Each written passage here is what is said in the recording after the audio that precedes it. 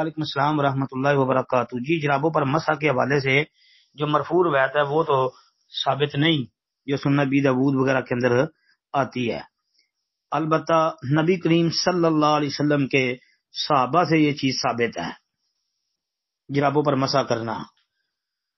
اس حوالے سے جی آپ مصنف ابن ابی شیبہ کا مطالعہ کریں تو آپ کو آثار ملیں گے، جن میں مصنف ابن ابی شیبہ کے اندر جلد نمبر 1 صفحہ 187 پر سیدنا ابو امامہ رضی اللہ تعالی عنہ کا جرابوں پر مسح کرنا ثابت ہے۔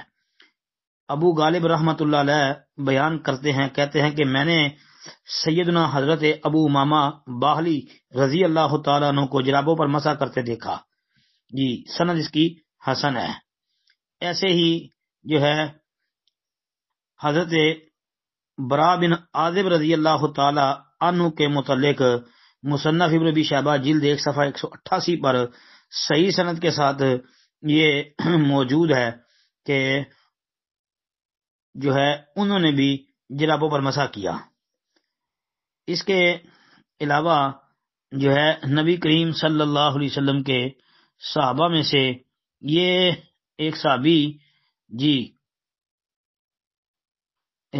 عقبہ بن عمر، ان کے متعلق بھی مصنف ابن ابی شیبہ کے اندر جلد 1 صفحہ 188 پر موضوع پر جرابوں پر مسح کا تذکرہ موجود ہے۔ پھر بڑی بات وہ یہ بھی یاد رکھیں کہ عمر بن حریث رضی اللہ تعالی عنہ نے علی رضی اللہ تعالی عنہ کو دیکھا کہ انہوں نے جرابوں پر مسح کیا، یعنی انہوں نے بات بیان کی ہے کہ علی رضی اللہ عنہ نے جرابوں پر مسح کیا۔ یہ بھی مصنف ابن ابی شیبہ کے اندر ہی موجود ہے اثر۔ تو یہ آثار یا اس کے علاوہ آثار جو ہے وہ آپ کو مصنف ابن ابی شیبہ وغیرہ کے اندر سے مل جائیں گے۔ پھر ایسے ہی جو ہے آپ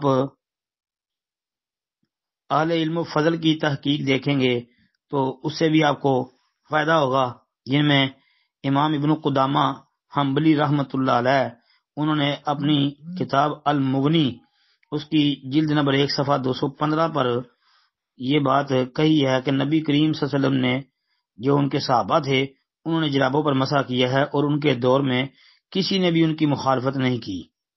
تو مطلب کیا ہوا؟ یہ اجماع ہے اور اجماع حجت ہے۔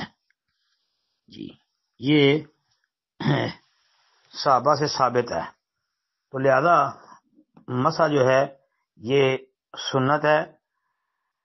سردیوں کے اندر مسح کرنا جائز ہے، بالکل اس میں کوئی ایسی پریشانی والی بات نہیں ہے۔ جی، السلام علیکم ورحمۃ اللہ وبرکاتہ۔